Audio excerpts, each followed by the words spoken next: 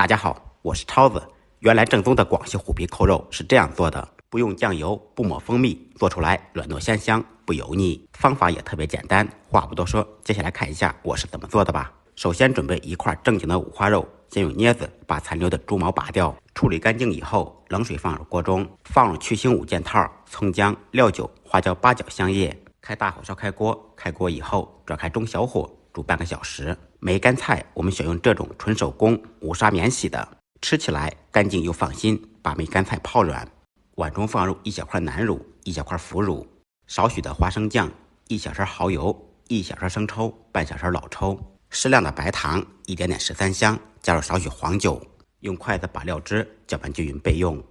半小时以后，五花肉就煮好了，用筷子插一下，没有血水出来就差不多了。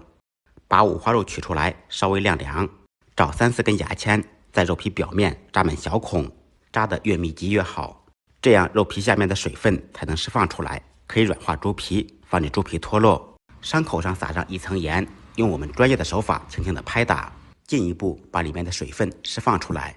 最后放上一点白醋，涂抹均匀，进一步软化猪皮。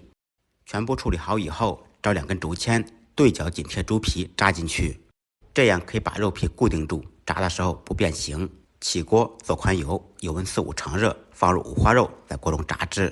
肉皮朝下，一定要盖上盖子，开中火在锅中炸约2-3分钟，炸着锅中不再有噼里啪啦的声音，再掀开盖子，暂时把肉取出来，开大火把油温烧至6-7成热，大火高油温复炸，可以把肉皮炸得更加漂亮。最后再把4面没有炸到的地方简单炸一下，瘦肉部位不要长时间炸制，否则吃起来口感会发柴发硬。炸好以后，放到煮肉的汤中浸泡2-3个小时。浸泡好的梅干菜用手压干水分，起锅，锅烧热，放入梅干菜，在锅中干炒，把梅干菜里面的水分炒出来。经过干煸以后，梅干菜吃起来更香更脆。炒好以后盛出，倒入碗中备用。另起锅放少许油，油热以后放入姜末、葱花煸炒出香味，小料炒香，倒入调好的酱汁，把酱同样烹出香味。炒好以后关火晾凉备用。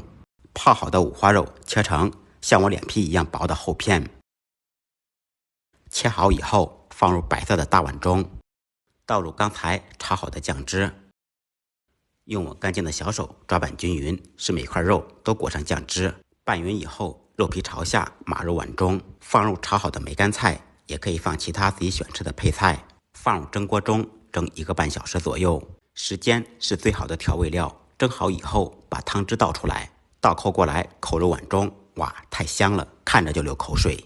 蒸扣肉的汤汁烧开锅，勾入水淀粉，把汤汁烧粘稠，淋上一点葱油或者香油，明制亮芡，把芡汁浇在扣肉上面，一道香而不腻、软烂入味的虎皮扣肉就做好了。有技巧没难度，新手也能学会。